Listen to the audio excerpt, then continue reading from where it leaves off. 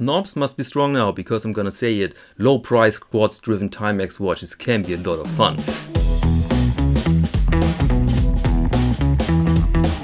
There you go, the Earth is still in rotation, and so we can dedicate 4 minutes to the Timex Legacy Tonneau Chronograph 42mm watch that brings back the energy of the 70s. What we have here is a chronograph with the so-called tonneau case, so this sweet spot between a square tank and the usual round watch.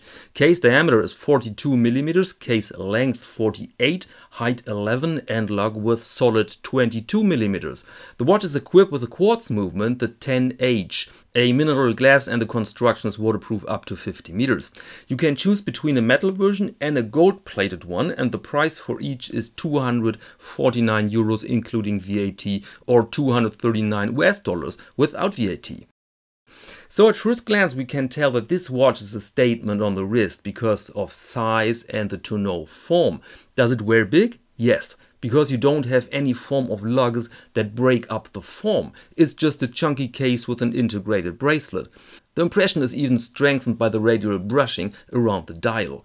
A facet here is high polished, adds elegance. And the sides of the case are pretty complex constructions with that radiator grille that reminds of this, well, AI-generated vintage car you saw in the video thumbnail.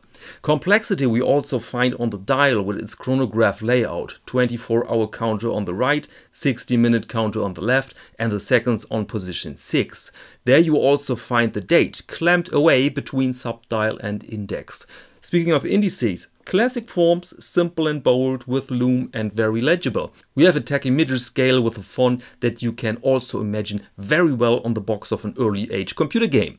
And now it goes on with all these details, and these details made me saying they're fun on the wrist because there's so much to explore. Look at the crown, for example, nice size and with this curvy pattern. Pushes are high polished with visible rubber sealings, then the snapped caseback engraved with the globe, nothing super spectacular but also a nice feature.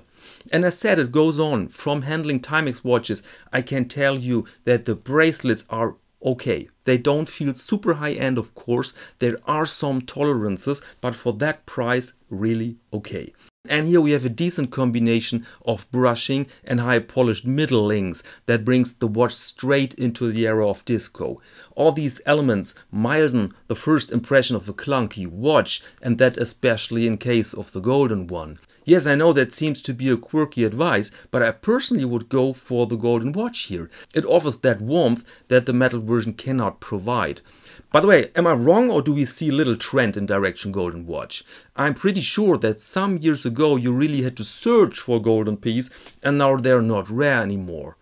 Alright, so many positives, but is there a downside? Yes, mineral glass. Again, that choice in the middle between plexi and sapphire, that doesn't make so much sense in my eyes.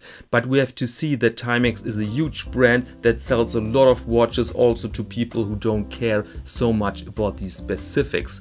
And that's the end of this episode, ladies and gentlemen. Thank you very much and see you next Monday to Watch of the Week.